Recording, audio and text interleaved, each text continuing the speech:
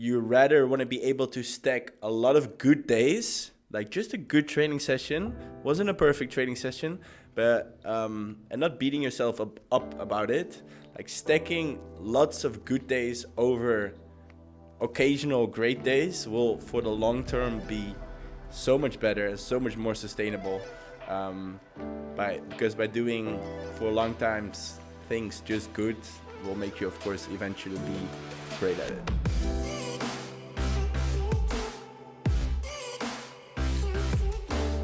Well, the fittest man in the Netherlands. You destroyed me today. The first question is, how did I do? Be honest. No. You did great. Like, and I think you did exactly what you needed to do. Didn't do anything more than you should. I think this was just a good session. Yeah. I stopped at the end just because I knew I will be sore tomorrow. Yeah. And I just wanted to, not train my ego, but train my body. No, and you did that. That was good. And I was surprised that I could just do still double unders and rope climbs. I mean, my hands are completely gone. Yeah. But I felt really good. I guess my starting point would be your starting point. How did the entire thing, like CrossFit, start for you? Mm-hmm. All right. So I was always very active as a kid. I did soccer and judo when I grew up. And then at some point I had to choose like either just soccer or just judo. And I choose for judo. And I did that from until I was from when I was 4 until I was 20 years old. So 16 years of judo. I did that competitively as well, like lots of national and international competitions.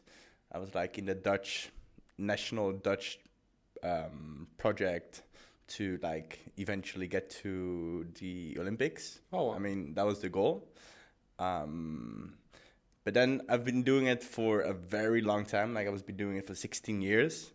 And then I've stumbled upon some YouTube videos of like Rich Froning, like doing CrossFit workouts, and it just looked very cool. And then in my little hometown, a little CrossFit box opened, and they put up this challenge. It was like, we're going to do this workout on Saturday. It's like 100 push-ups, 100 pull-ups, 100 squats, and 100 sit-ups. It was called NG. I was like, well, I'm going to just try it out and try to do this CrossFit thing a little bit on the side to get better in judo.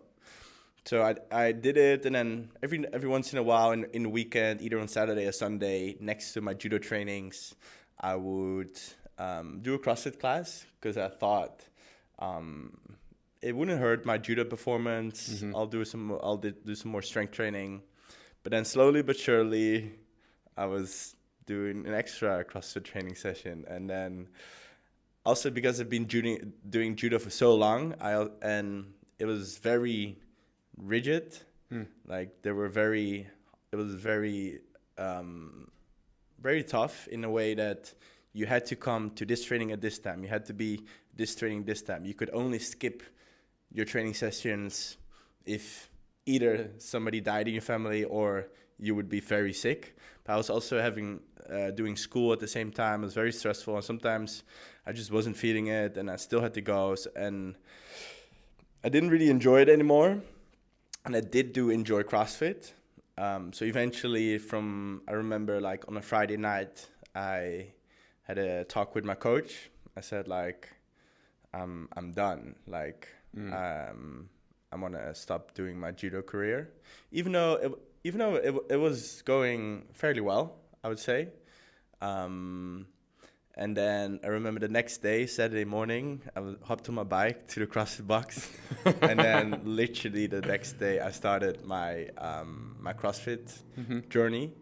And I basically put that same like top sport mindset I created in my judo career like into the CrossFit. But now the CrossFit was like free. Like I could go to the gym whenever I wanted. there were so many movements and so many things to learn, and like every day was different. And then I was running and I was rowing, I was climbing ropes, I was walking on my hands, I was lifting weights, and it was just very fun to first just learn all the movements. But it did took me a long time to eventually to learn all the movements. Did you already start with the mindset like, I want to be the fittest man in the Netherlands, I want to go to the CrossFit Games? Was that already like on your mind, or did you were competitive? I mean, I've always been very, very competitive, and I can tell. yeah, and I like doing competition. So like there were some like I remember I joined like the competition within your CrossFit box. There's like a box competition, so I did that. I really enjoyed it, and there was then there was this little competition in the neighborhood, and I did that. But I didn't go in with a plan like I want to be the best. I started it really because I just really enjoyed doing it and really trying to get better. Did you have to learn all the movements? Yes. I assume, right? Like, yeah. There was a couple of movements I did in judo. Like, for example, in my judo, after my judo practice, we often would do like rope climbs or a peg board. It's like when you climb in with these things. And of course, we would have, in our judo practice, we've done some push-ups and some sit-ups and some basic stuff. But all the lifting was very, very new to me. I remember like I was so stiff because I did soccer and judo, and I've never did a single stretch in my whole life. Like I had to do overhead squats, and I remember going to the class together with my sister, like my younger sister. Like she's like not muscular, and I mean, and she's just a normal. I mean, she was fit, but I remember I had to do overhead squats. And I was standing with a PVC, like a wooden stock, and I couldn't do it. And then my sister was doing the overhead squats with like 30, 40 kilos, like easily. I was like, oh man, I felt so embarrassed and ashamed. So I would say CrossFit is a very humble sport in the beginning. I can tell. The first time I went to a CrossFit class, well, the first time I did really well, but then I got so hooked because for the first time I was like, wow, it's so much more fun when you train with other people together. Yeah. When you do it together, and you have like a bit of competition, but also it's competition, but you support each other at the same time, you know? But then, the second time I went, like, I think 90% of all the girls in the class beat me. I was like, how's this possible? Yeah. And like those girls are strong. Yes. Like, they're strong. Like a lot of girls are stronger than most of the guys. Yeah, definitely. Also today when we went to the CrossFit gym, like I was like, they are stronger than me. Yeah. And that's incredible. But how did you end up being so successful in the sport? That's the question. How did you get there? Was it just like step by step? You just wanted to become better every single time? What would you say is the key difference between a person like you who makes it as a pro and people who do CrossFit just, every now and then? Yeah, I think for me, it went a little bit step by step. So like I said, I started with my local CrossFit box in-box competition. Then I did like a local competition. And then I saw, well, this is a little bit bigger competition now, so I want to try and qualify for that. And then from there, I was like, oh, there's a European competitions as well. I'm like, oh, I wanna qualify for that as well. And when you do the CrossFit Open, you know what the Open is? I do. CrossFit Open is like an open competition where everyone can join, sign up for. You do it online. Yeah. You can either just do it for fun or you can like compete, see the scores of others, right? Yeah. So it's like a worldwide competition. Yeah, and it's very cool to see like your world. I mean, for some people it's not cool, but for some people, but I really love seeing. I was like 150,000 worldwide, and I was like 50,000 in Europe, and I was like, I don't know, like 40 or 50, 100 places. I can't really remember in the Netherlands. So I was like, oh, cool. And then the next year I did it again. I was like, and I got a little bit better. And then it's just very nice to see, because CrossFit is very numbers based, and you just know, like, I mean, in most cases, you just know I lift more weights or more weight, or I run a faster 5K, or I can do more pull-ups. So it's just very satisfying every time you can do like a little bit more reps, because you can literally see your progress. Like, for example, when I did judo, it's very hard to like sometimes measure your progress, whether you're getting better or not. And sometimes a throw could feel better, or it would succeed more often, but it's not very, you can't track your progress. Yeah, you can really track it. So that was nice. But I think coming back to the question of why I got so successful, so mainly just taking it step by step, and of course enjoying the process, and just really trying to take my time and really try to do things right. Like, I mean, I've hit the wall too many times that I just wanted to get more and more weight, and then every time you realize that's not the way to do it. Like, you need to properly learn the techniques. You want to do everything the right way, and then like whenever people do workouts, and you have to do 5 rounds of like 15 reps, and some people in class, when they're competing, they're like, well, I want to be faster than the other person, so I'm just do like 13 reps.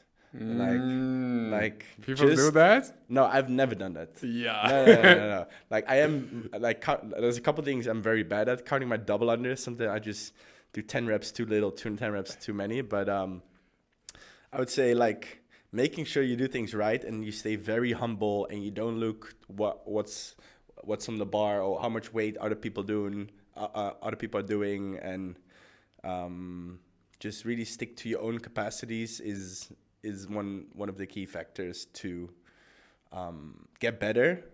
But first of all, you really need to just enjoy what you're doing. Like, as long as you enjoy what you're doing, you'll keep on doing it. If you surround yourself with people who are like-minded, because I think that's also one of the main things why I get better, because I first lived in a very small city. Then I went to a little bit bigger city, and then I saw the best people from the Netherlands. I saw they went to the CrossFit Games, and they were training in Amsterdam, and I had an opportunity to work there. But at the same time, I also had an opportunity to become head coach of the box where I was coaching. So then I had to make the choice, like, do I choose for the career of like become a good coach and like get this nice position here, or do I just settle or really go for being an athlete and trying to find like-minded people who are better than you? And then I made the choice to move to Amsterdam and train with the people who I thought were better than me, and I eventually did, and they learned me a lot of things, and eventually I ended up making a team with them. And now they're really good friends of mine. I went and we made it to the CrossFit Games as a team 3 times eventually. For the people who don't know what the CrossFit Games are, how would you describe it? It's like the World Cup. Yeah, it's like the World Championships. Yeah, like Champions League for people who watch football. Yeah. Because it's every year. Yeah. Yeah, like Champions League. So going there is a pretty big deal. Everyone wants to go. Hundreds of thousands of people. Basically, that's when you, like, how many people start, and then a couple hundreds make it to the games, right? Exactly, yeah. Okay, so you surrounded yourself with people who were better than you. Yeah. So again, probably pretty humbling, no? Yeah, again, humbling. Yeah, of course. And then you still have to stay in your own lane and just, I mean, it's very nice if people can push you. If they're just a little bit faster than you and they can do everything just a little bit better, like, you're like, shit, I need to work on this. And they're like, or I was like, okay, I think I'm finished with my training now. And then like, well, let's do another workout. I'm like, oh, fuck, another workout. All right, okay, let's go, let's do it. But like, if you're with other people who are like just complaining and just, and only do the bare minimum, like, then even if you want to do more, like you'll be very likely to end up doing the same. Yeah. So basically, would you say it's like fair to say your surrounding helped you a lot? Yes. Yeah. And also one point that I want to mention is I've noticed in my life that the more I can ask for help, the more I can say, hey, I am not good at this, I need help with this, the better I get, the more successful I get in every aspect of my relationship. Yeah. Whether it's of my life, whether it's my relationships, business, everywhere, just to say like, hey, I'm not good at this, let's get someone who is. Exactly. I don't have to do everything myself, but for such a long time I had this like, oh, I have to do it myself, I have to learn it, I can't like I can't outsource it. Yeah. And like also in relationships, I think it's a man thing. I think women are better at this to just say like, hey, can you please help me with this? Yeah. I think men just still in general maybe have a little bit of a bigger ego that they find it very hard to put that aside. Yeah, to ask for help. Ask for help. Yeah. In what way do you think that's also one of the reasons why you are like a vegan competitor or like vegan in general, that you have I always wonder, 80% of all vegans are female. I don't know where they get the data from, but apparently also in my like personal experience, I'm like 95 people, probably. Percent. Why do you think is that? Is it the ego? Is it? Yeah, I mean, of course, it's also still a big part of like they've done a very good job of promoting eating meat is a manly thing to do, like drink of eat meat and be a man, whatever the slogans were. So yeah, I think that's of course there will always still be a little bit of a cultural thing in there, and a lot of guys will innate struggle to like put their ego aside and just don't believe that they still can be a man and still and just eat plants and put all the meat and the dairy aside. But one of the reasons I think I also succeeded in my CrossFit career is I was always looking for ways to get better. Like everybody trains hard, but like the real gains or the real gains are made in, I would say, in all of the small things. So I was always also very interested in food and eating healthy. I would start just with making these smoothies and trying to find some superfoods, and then eventually a friend of mine who started a plant-based protein company, he said like, yo Jer, like plant-based eating is gonna be the future.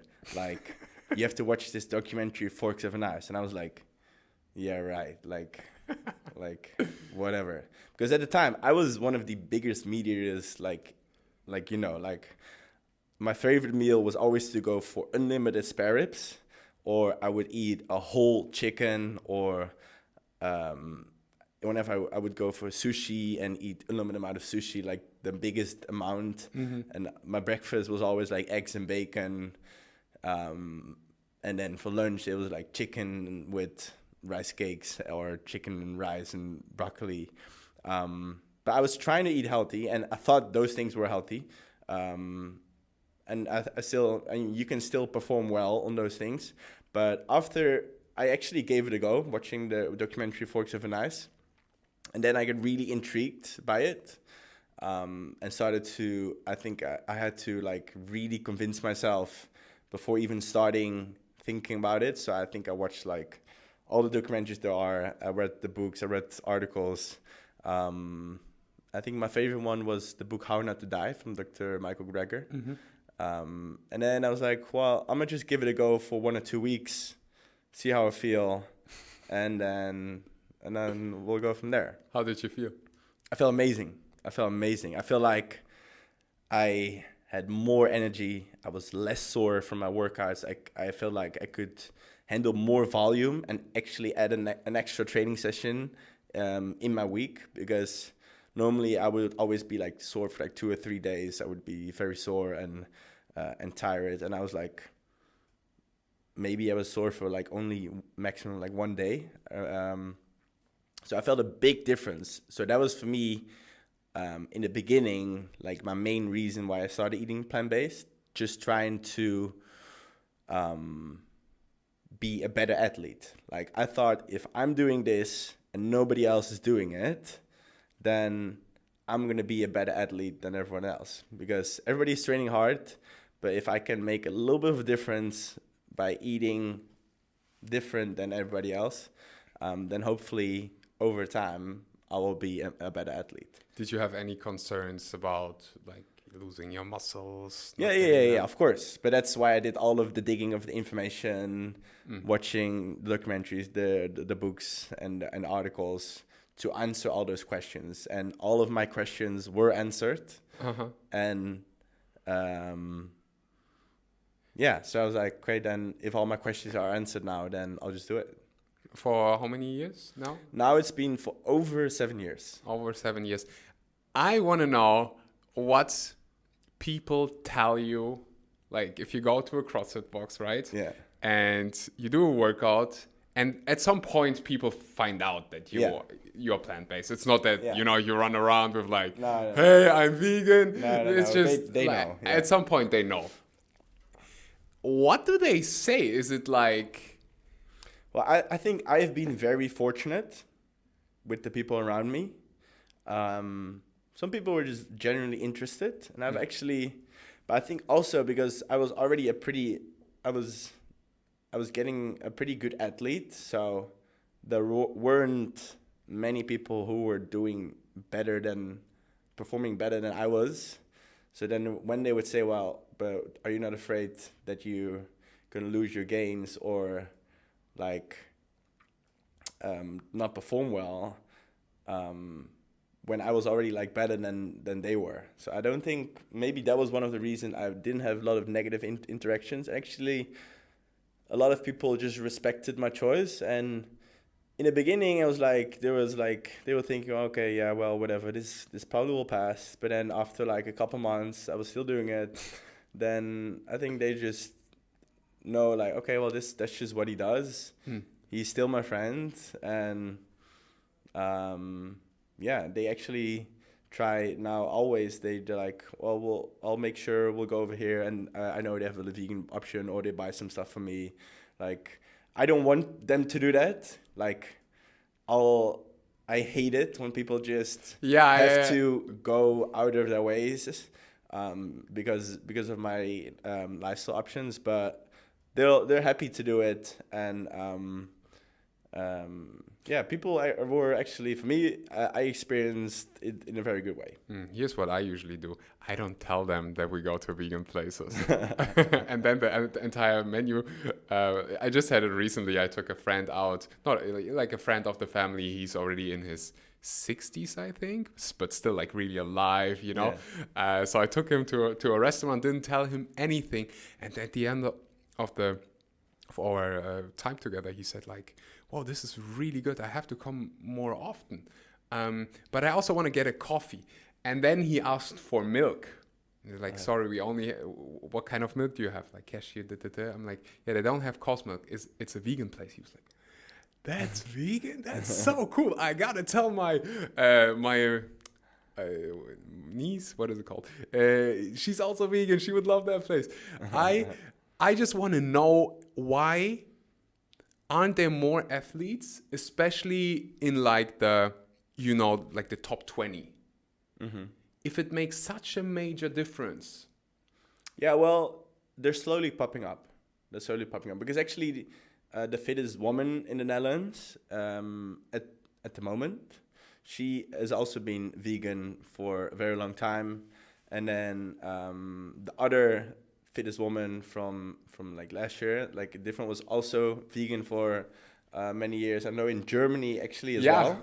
Yeah, I remember there was last year really like there was a story that I read that 3 of the top, I think all the winners, yeah. they all of them were like the vegan. numbers 1, 2, and 3. I think they were all Yeah, vegan. exactly. Yeah. In the CrossFit scene. Yeah. And also like I know James Newberry. I don't know if you know him. Yeah, of course. He also was one of the top world class Oh, that's athletes. true. Yeah. And he's also vegan. So they're slowly popping up. But I still see this like almost like a clash, you know, like you gotta eat your bacon, you gotta, especially in the CrossFit. Yeah, the CrossFit scene is very meat based, I would say. Yeah. Like the culture in CrossFit is very like they even promote like eat meat, your vegetables, and they have like this whole slogan, but like meat is the first word they'll teach you. And what do you think helps to how can we get more men involved? I want to understand the reasons why there is this like 80-20. Yeah.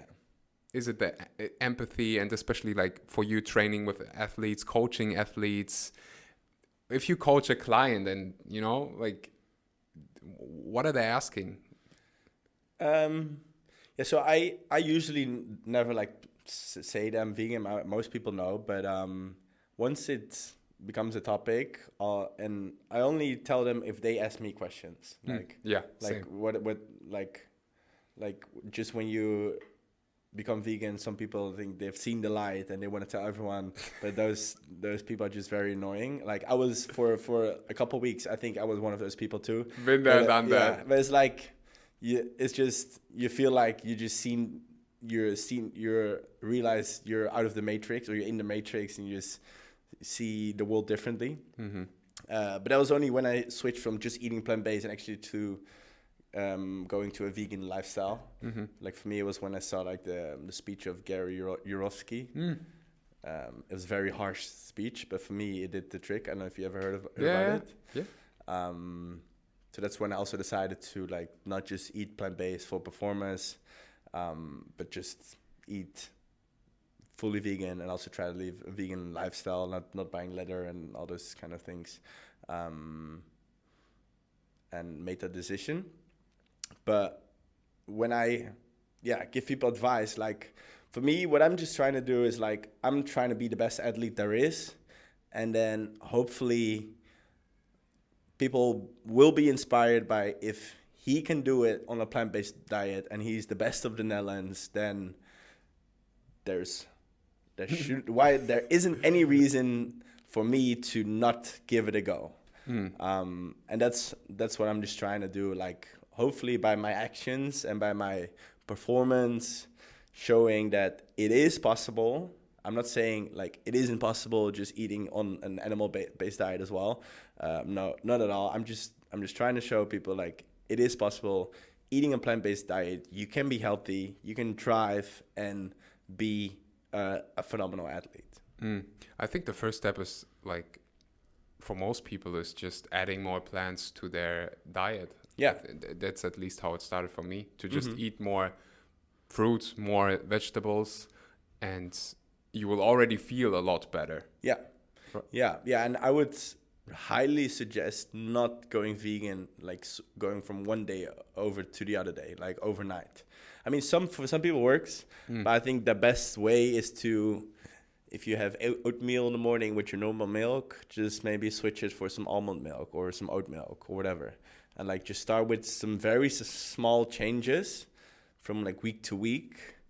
Because I would say that will be the most sustainable way of creating change in your diet. Yeah, and so many dishes are already vegan. Like you just like change a couple of things. So I don't think it's ever overnight, because you've been eating a lot of like vegan dishes for a long time. There's just like maybe there is butter or maybe there is milk, and instead of you change one ingredient and the whole dish is already vegan. Yeah, exactly. It's not that you just start eating like foods, like completely different foods. No, you just change a couple ones. Yeah, and people think it's very hard, and it might be in the beginning just to get out of your comfort zone and look up a vegan dish. But for me, if I speak for myself, for me, a whole new world like opened up of like in terms of different flavors, dishes, things I could eat. Like I was like flabbergasted. Like there were so many dishes I've never eaten in my whole life. Should I tell you a secret? Well, yeah. Before I went vegan, I didn't know what hummus was. No, I'm not kidding. Yeah. I didn't know what hummus was. I've never eaten turmeric in my entire life. Never eaten like things like avocado. Most of the vegetables I've never seen. So if anything, I'm eating like I have more options now than before. Yeah, 100%. And like things like Indian curries and all those type of stuff. I would say, especially in the Netherlands, I really wasn't exposed to that type of food. And yeah, I would say there is a lot of options. There are so many options, and they do taste good because they use so many spices and herbs. Like, yeah, it can be amazing. Let's get back to your journey. Once you started training with better athletes, at some point you caught up, would you say? Yeah. I mean, obviously you did. You caught up. How was it for you to make it to the games, to the Champions League? Like, how did you feel? Just realizing that you made it to the top. I don't know. It feels very surreal.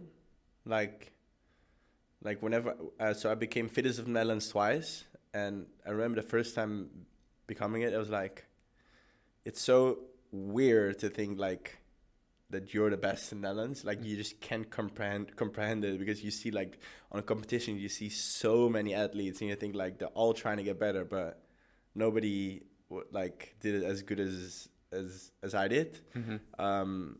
So I would say it's a very weird feeling. Like you can't really describe it, but I would say I was just doing my thing. I was just training. I was enjoying the process, and yeah, I was just trying to focus on my own strengths and weaknesses, and just trying to get better one day at a time. I hope you enjoyed this episode so far. Just a quick little thank you to the sponsor of today's episode, Vivo Life. An estimated 1 billion people don't get enough vitamin D. A vitamin D deficiency can cause fatigue, bad bone health, a weak immune system, and especially during the winter, we tend to not get enough vitamin D. Why? How does your body synthesize vitamin D? Through sun exposure. And especially in our modern world, we simply don't get enough vitamin D. What can solve that problem? A vitamin D supplement. I use the one from Vivo Life, free from heavy metals, pesticides, herbicides, just 100% high quality products. Every single product is third party tested. If you use the code Axel, you get even 10% off your first order. If you want to support my channel, make sure to use the link in the description. Thank you so much. Take care of your immune system this winter. Use a vitamin D supplement or a multi-nutrient that covers vitamin D. So I think the first time you went to the games, it was as a team, right? Yeah, so I've been to the CrossFit Games 3 times, and every time was on a team. Do you have the goal to do it as an individual as well? Yeah, so only since last year I switched from doing only team competitions like year after year after year. And now my goal is to just do individual competitions and see what my potential is as an individual. Is it more difficult for you to do individual than team? I would say it is more difficult as an individual to get to the games as it is on a team. I mean, trust me, it's still very, very, very hard to make it to the games on a team, like very hard. I would say going as an individual, might be a little bit harder.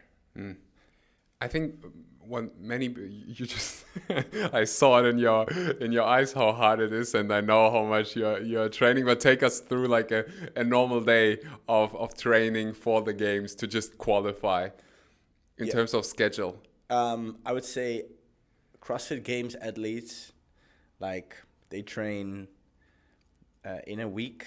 I would say they train 6 days a week.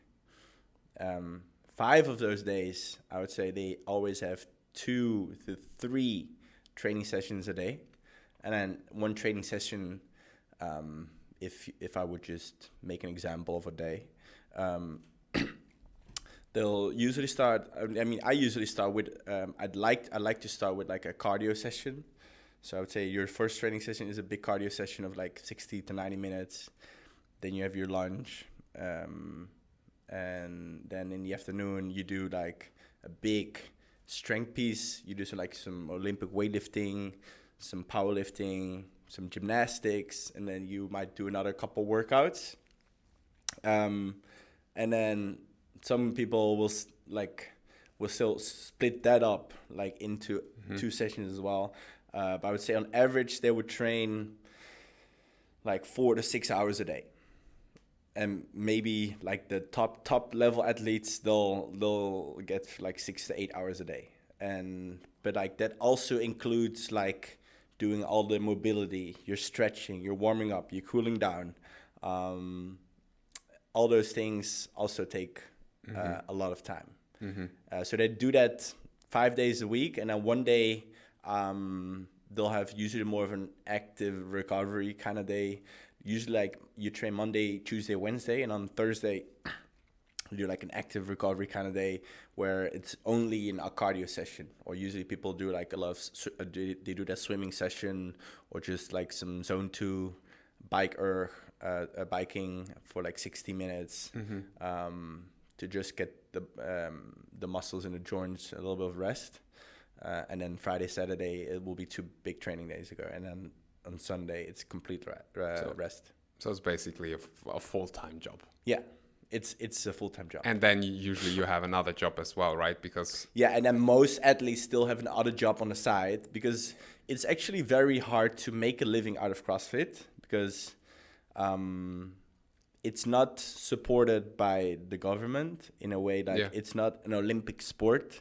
So you don't get funds. So you have to try and get money from like sponsors or winning competitions, but that's only laid out for a few. I would say not a lot of people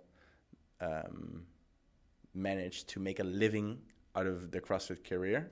So most people really do it just because they love the game.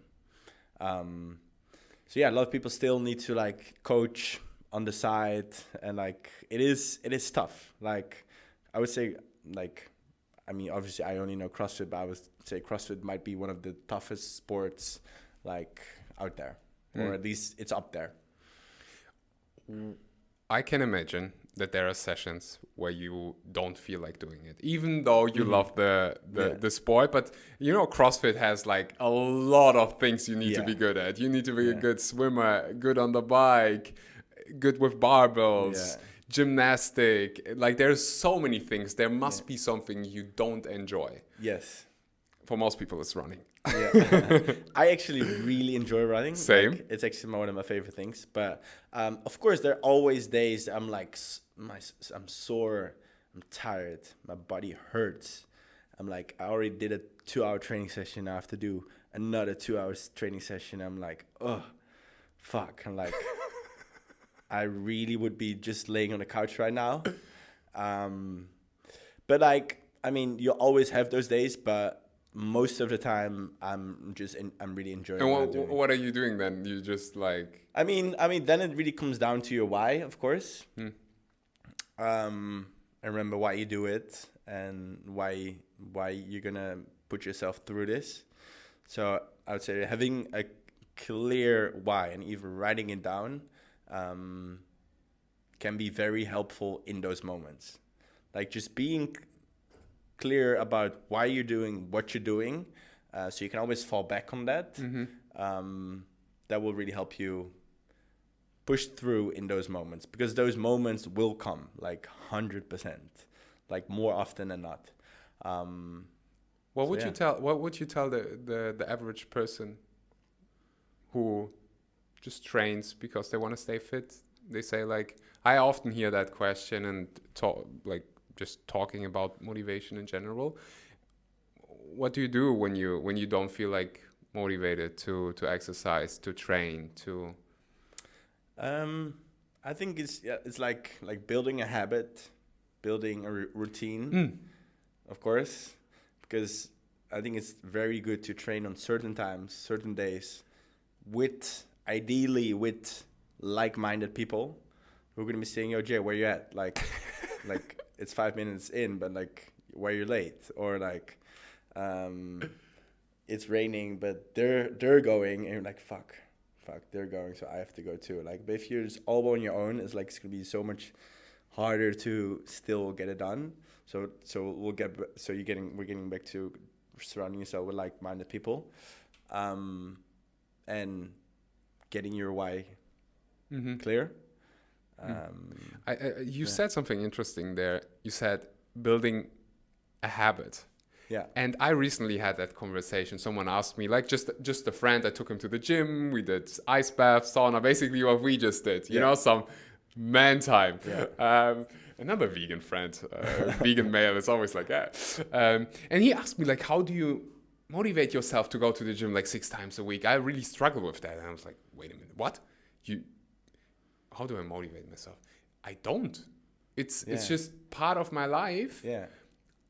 I love doing it. Yeah. Yes, not every day the same way. Like, there are days where I feel like really I want to go today. Mm-hmm. And there are days where I feel like, oh, okay, I'm going. I know I feel better afterwards. But I don't have to motivate myself because it's already a habit. Yeah, exactly. And it's just part of my life. Like, brushing teeth is part of my life. Mm-hmm. You just do it. I think there is obviously when you don't feel well, like when you had a bad night of sleep, or well, maybe not for you as an athlete. I think you have to train anyways. But you know, for the average person, when you're sick, when you don't feel well, you rest, obviously. But I think we need to change that conversation about motivation into something like, hey, it's okay if you don't feel motivated. You don't always have to feel motivated. So don't wait for it. Often, the first step is the most difficult one. Yeah. Often, the most difficult step is to, dress up, get your bag, get out of the house, and drive to the gym. Yeah. And then you're like, oh, I'm so happy I did that. Yeah. And then you don't even have to do something. Like, even if you just go there for like 10 minutes on whatever, just building the routine of going to the gym, that's the most important part. And that's also something I really try to remember myself. Like, not every day has to be perfect. You rather want to be able to stack a lot of good days, like just a good training session, wasn't a perfect training session, but and not beating yourself up about it, like stacking lots of good days over occasional great days will, for the long term, be so much better and so much more sustainable.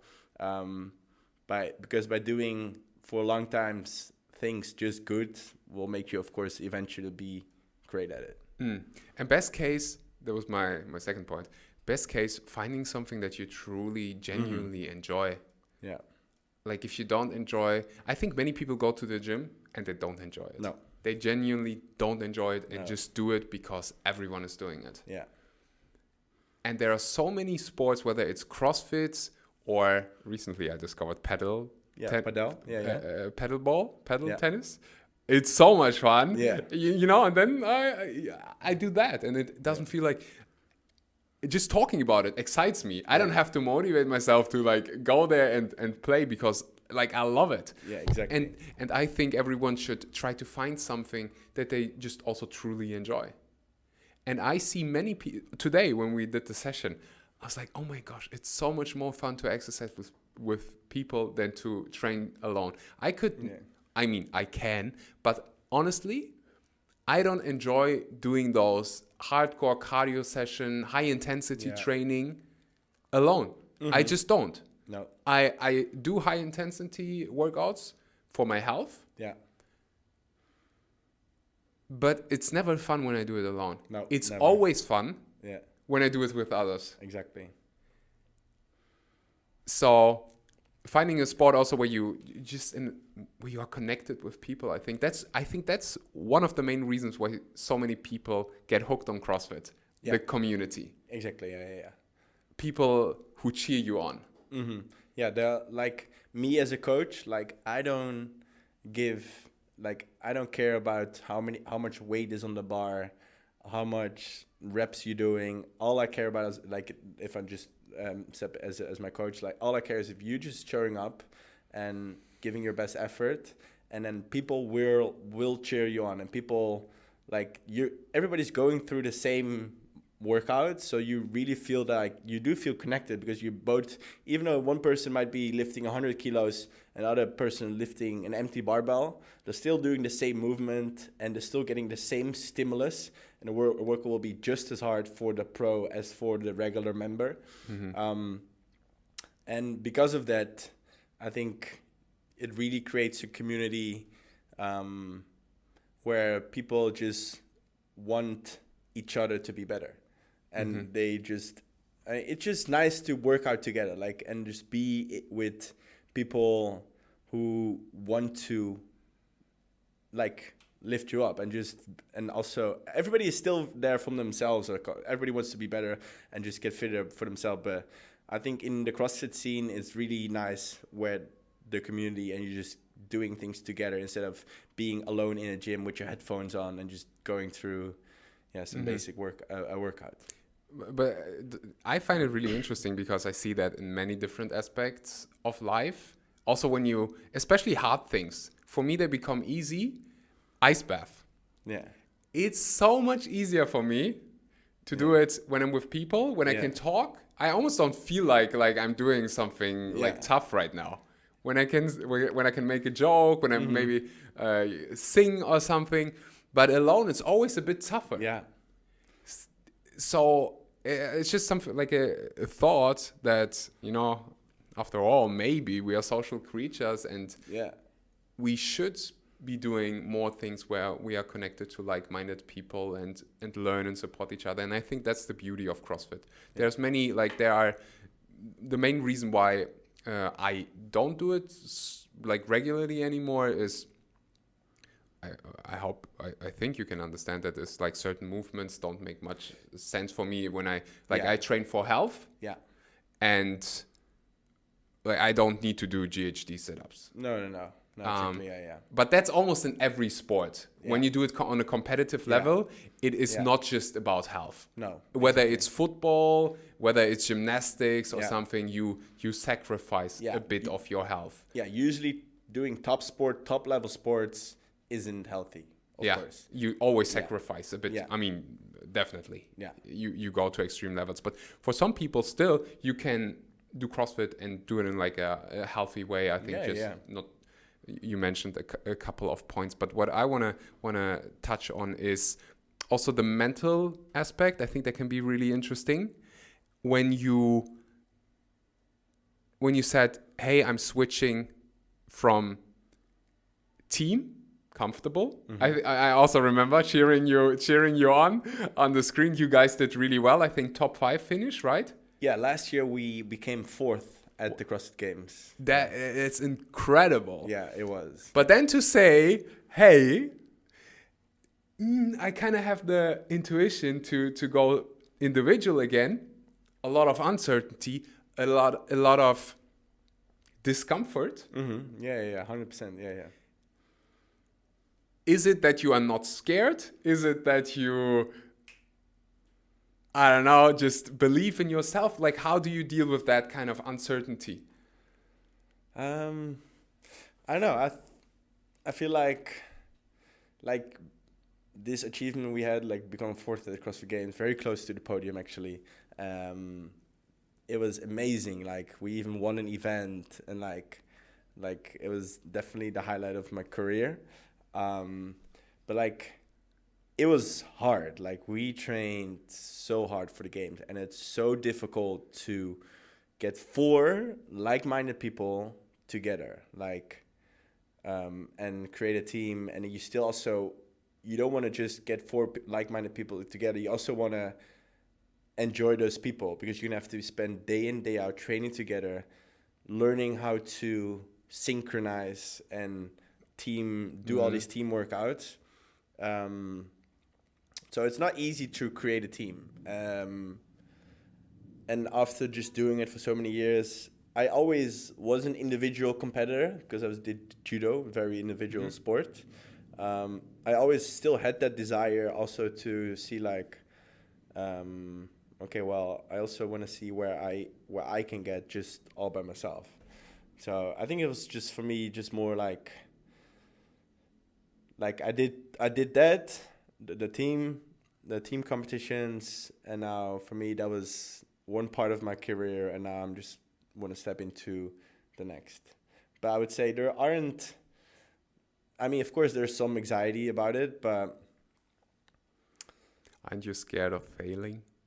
I mean, we all are, of course. But I think doing things you're scared of is exactly what you should be doing, of course. I think that's the key belief in your mind that makes a difference. Yeah. I think you believe it's okay to be scared. And there's this quote: if you can't beat the fear, just do it scared. Exactly. I think that's what you do. But I also know that most people don't do that. Most people think they are not supposed to do the things that scare them. They make them feel uncomfortable. I also think when you do CrossFit, you get so good at leaving your comfort zone. Yeah. That this like almost trains your mind to, hey, this is uncomfortable, but we push through and we will feel so good afterwards. Exactly. You'll feel so good afterwards. Because in every single workout, there's going to come a point you're going to be, fuck, I really want to slow down now. Everything is hurting. Yeah. My heart rate is 180. My lungs are burning. My legs are burning. Everything hurts. I just want to quit, but just learning to navigate that and then still keep going in that workout, I think teaches you a lot also for life as well. So yeah, that's what I love about cold showers and ice baths. Yeah, exactly. Because it's really like it's a short time frame. Yeah. You never until today. I've been taking cold showers and doing ice baths for so many years. Until today, every single time, the 3 seconds before, there's always a bit of hesitation. Always. There's like, okay, I this is gonna be uncomfortable now. Yeah. But I get better in just doing it anyways. It goes quicker. I remember when I took my first cold shower, it took me like 30 seconds. I'm like, yeah. But no, I know. Okay, you're gonna do it anyway, so just do it immediately. Don't wait and don't wait until you're ready, because you're never gonna be ready. No, you're never gonna be ready. So just freaking do it and don't waste your time, because the other side is just regret that you didn't do it. Yeah. Whether it's in exercise, CrossFit, or in personal life, you want to approach someone, you want to share an idea. You know, it's uncomfortable. If you don't do it, you're going to sit there and say like, You're always going to regret the things you didn't do in life. Yeah. Always. Yeah. Usually like it's the things you didn't do. It's the things you like you didn't take a risk, or you didn't do the job that actually excited you, even though it was a bit more a lot more uncomfortable, less certain. I just think that this is one of the key factors why some people succeed, whatever success means, and why some people not. Because they wait for the perfect moment, and they think, oh, I feel scared, I shouldn't feel scared, so I'm just not going to do it and just stay in my comfort zone. Yeah. I think also that's the beauty of CrossFit. Exactly, yeah. Learning how to leave your comfort zone and teach your brain, hey, I am in charge. Yeah.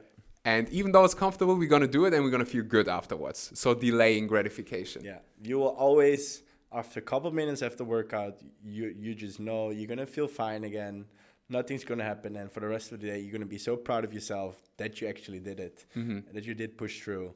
But that also gets easier over time, because you just know how you're going to feel. And then, I mean, every workout still sucks. Like it's of course practice as well. Like every time you do it, you'll get a little bit better in it. Yeah, there's still a painful part, like with the ice baths.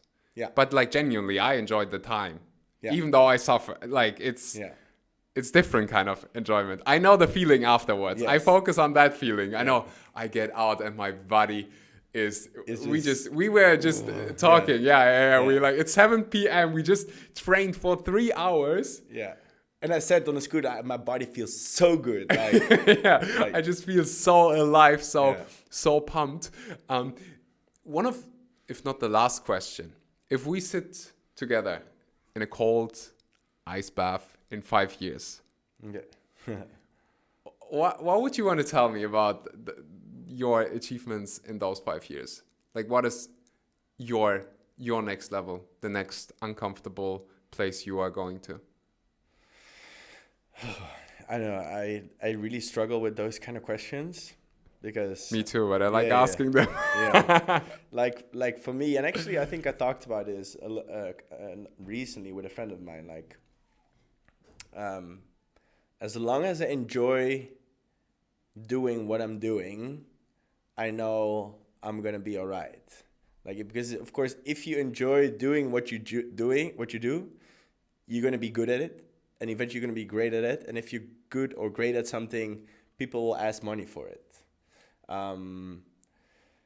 So yeah, I still haven't really figured out what I'm going to be doing after my CrossFit career. I just hope I have inspired people to show them that it is possible to become a great athlete and to thrive on a plant-based diet, because that's still the case that people like. It's getting better, of course, but it's still the case that a lot of people, a lot of my friends, they still believe like they need their chicken, they need their beef to be stronger, be healthy. But so all I hope is that if I'm in 5 years' time, I hopefully inspired some people by showing them you can thrive on life by being on a plant-based diet, eating vegan. That was a brilliant answer.